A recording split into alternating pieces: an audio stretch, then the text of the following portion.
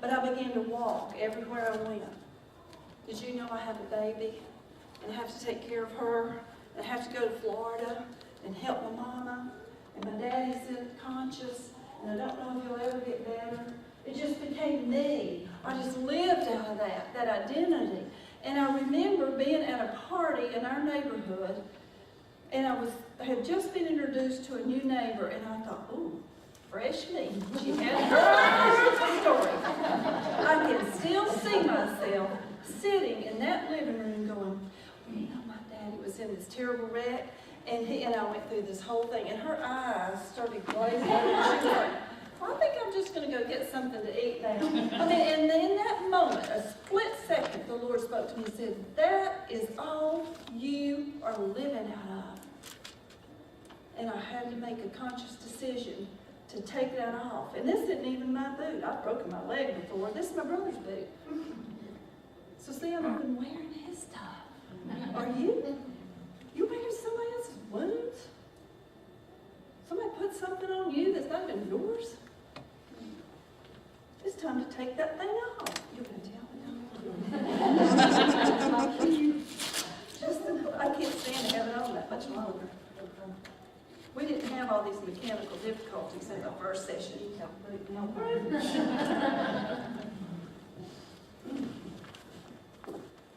We are going to have to choose that all of our wounds are not what we're going to live out of. Yeah, we can grieve. Yeah, we're hurt. But that's not what I'm going to get my identity out of. I'm defined by who I am in Christ.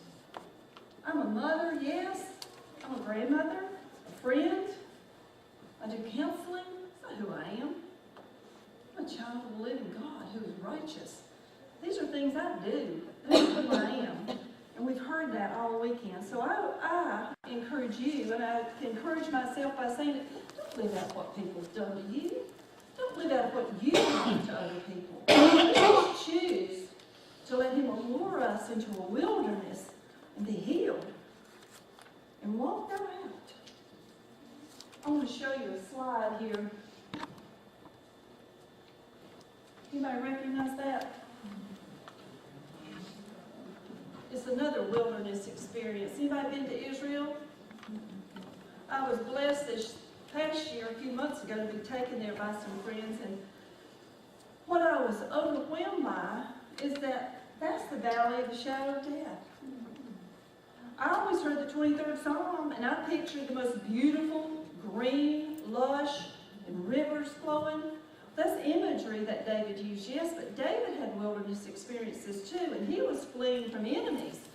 And he recalled what we call the 23rd Psalm, and he's reflecting on the power, the deliverance, and the trustworthiness and the faithfulness of God based on an actual place that David would have wandered all over these hills. Not far from here is where he hid from King Saul in a cave.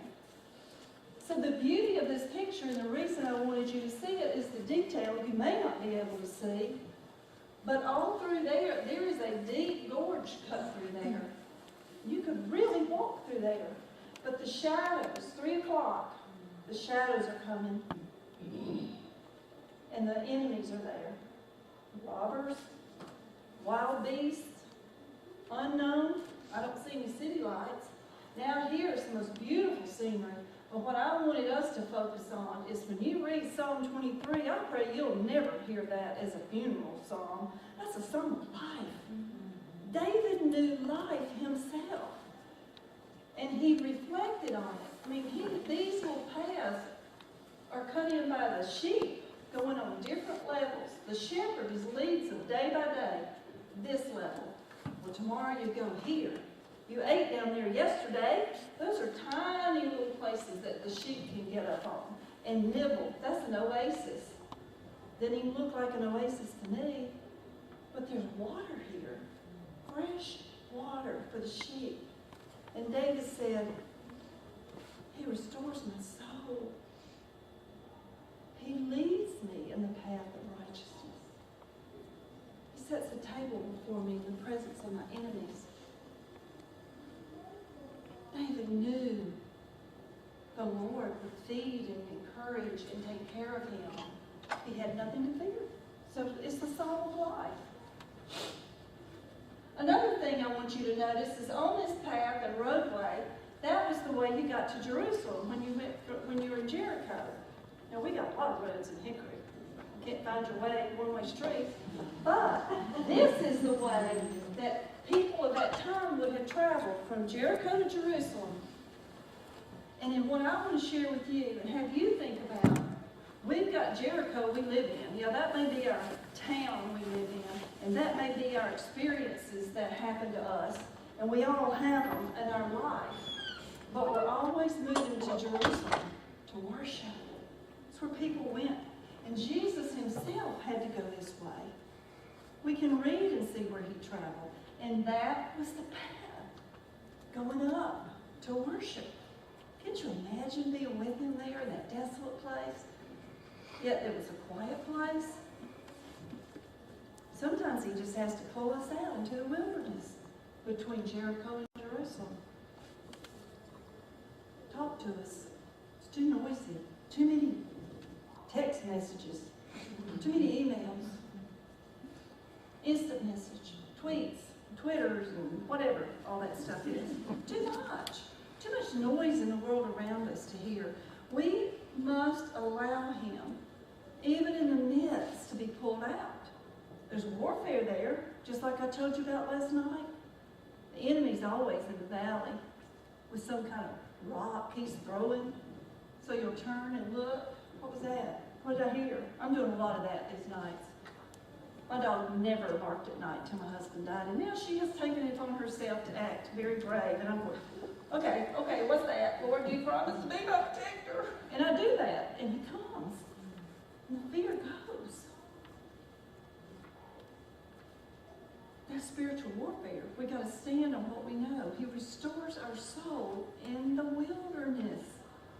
And he turns the valley of the shadow of death into the valley of hope. He opens the door of hope, and we walk through. There's a wonderful attitude that I think we could adapt to, and I have chosen to do that. You don't have to turn to it, but if you want to make a note. Psalm 131, very short verse that is written as the, and I'm not even going to look, but I'm pretty sure it was David that wrote a very, very short psalm. And it was going up, as when they worshiped, it's one of the songs of ascents as they're going up to worship, walking up to the temple to worship. And David makes the statement that he's just decided that he is not going to involve himself in things that are too big for him. These matters are too great for me. I can't figure them out. It's King David saying this. Lord, you know me. I'm not going to involve myself in things that are too great. And you know, we women do that. We get on the phone, try to fix everybody's problems, or have everybody fix our problems, or have opinions. Sometimes we just need to not involve ourselves in matters that we don't know anything about. Because he goes on to say, I'm like a well-winged child. I watched my grandchildren and through those years of nursing, and I watched that bonding that happens, and I thought how strange for David to say something like a well-winged child. How would some man know that? But he watched and he saw the bonding and the tenderness between the mother and the child. And when you're weaned, what's already been established? What? Well, yeah, but you're leaning up on your mama. My grandchildren still, they'll go right up on their mama and lean up on her. I said, Lord, have mercy, they are never going to let go. But in that case, they trust her. They know where the supply is in a different kind of sense is what I'm saying for us as children of God. We need to quieten our souls and lean on him like a child that's been weaned and we can trust. There's a lot of life lessons learned in the journey, and I sure have learned a lot of them myself. But the one I want you to think about as you picture this in your mind as a wilderness.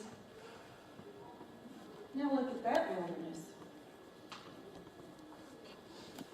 Absorb it. Picture it. Because the next time you come to a place between your Jericho and Jerusalem, You're going to need that picture. It's a cross in the wilderness. Too often we stay in the shadows of the valley of death instead of the place of grace in the wilderness. Jeremiah 31, 2, 3, and 4 talks about the people who survived the sword found grace in the wilderness. We're out looking for grace somewhere else.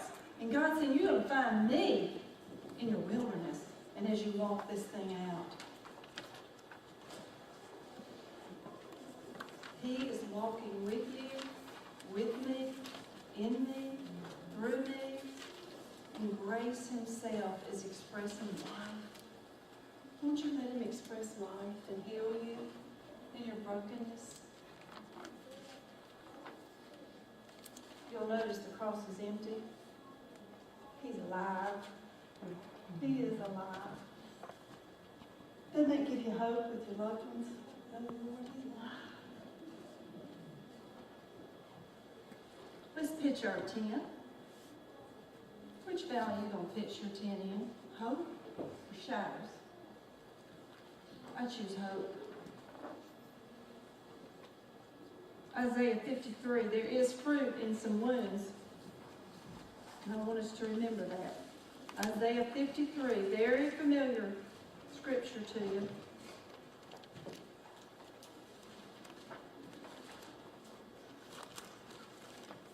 I want to read to you starting at verse 3. It says, He, Jesus, was despised and forsaken of men, a man of sorrows and acquainted with grief. That gives me comfort. He knows my grief. He's already felt it. He was like one from whom men hid their face. He was despised, and we did not esteem him. Surely our griefs he bore, our sorrows he carried. Yet we esteemed ourselves, or esteemed him smitten of God and afflicted. He was pierced through for our transgressions, crushed for our iniquity. The chastening for our well-being fell on him, and by his scourging, or another translation, by his wounds I was healed. Fruit of the wound is healing grace. His life. He took it so that we didn't have to. He was wounded by the sword, and we found grace in the wilderness. I have a cross that I bought in Israel because it was so meaningful to me. It's called Grafted In. It's showing the, in symbol, what we read about in Romans 11:17, that we were grafted in to the true vine. And I wear it just to remind myself of who I am, the grafted in one. Because it's too easy to think about and put a lot of things on ourselves that aren't true of us anymore as Christians. But what I want you to get a mental picture of who you are, if you know Christ, is how the grafting in process, in very general terms, works. Why would God use such picture language in the Bible for us? Was because most of us, we don't get the full meat of it because we don't do grafting. But Jesus told the disciples in John 15, he said, you will bear fruit for the glory of the Father, but without me, you'll do nothing. I'm the true vine. Well, in grafting, they take the healthy fruit tree with a strong root system, desirable, stable, with the beautiful, luxuriant fruit, get a very weakling plant without casting it away.